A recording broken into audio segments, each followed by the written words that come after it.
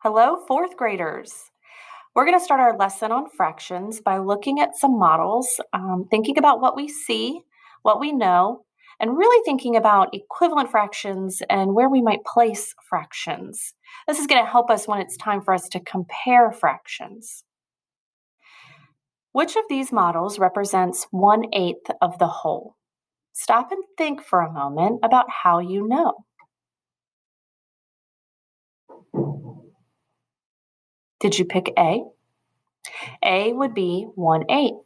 There are 8 pieces, and one of them is green. Why would B be incorrect? B has 16 pieces. Now, if there were 2 green, that would be 2/16, which would be equivalent to 1/8. Look at that picture there of B. Imagine there were 2 green ones. That would be the same size, shape as the 1/8 in A. How do you know C is incorrect? When I look at C, I see the pieces aren't the same size. And I'm also thinking that I couldn't take 8 of those green pieces to make one whole. Now let's look at some other models. Can you see 4/8 of the whole? Could you see it in a different way? How else could we describe this model? What other fraction would be equivalent to 4/8? Did you say 2/4? 2/4 and 4/8 are equivalent. Could you see it in another way? Could it also be 1/2? If I take that rectangle and just break it into 2 pieces, those 2 pieces that were blue together would just be 1/2. So I could see that 1/2 and 2/4 and 4/8 are all equivalent. Now let's look at some number lines.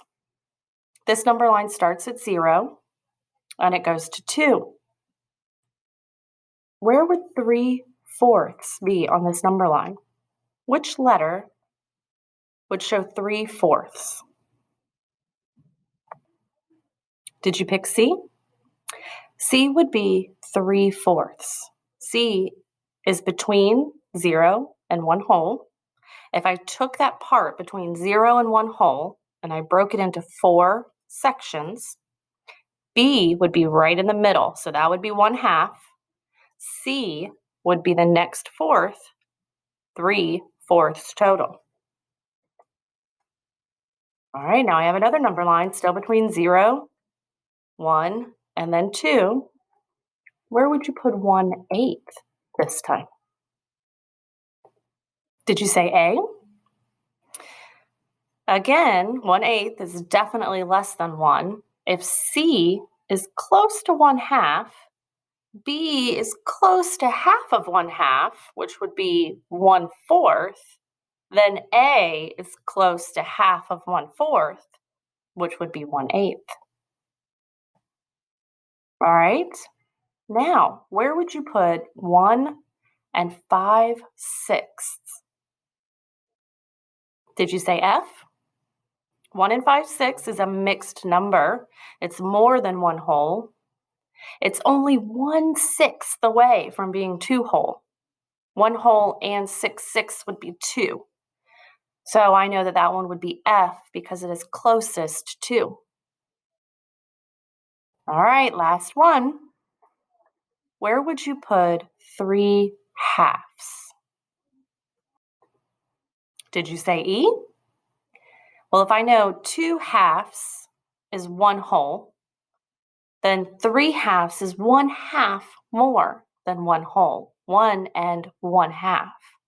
So halfway between the 1 and the 2 would have been E. We're going to do some more practicing with fractions and where you might see them on number lines, what you would think about when you want to order them or compare them, and also talk a little bit more about those equivalent fractions and how they can help you when you're putting fractions in order.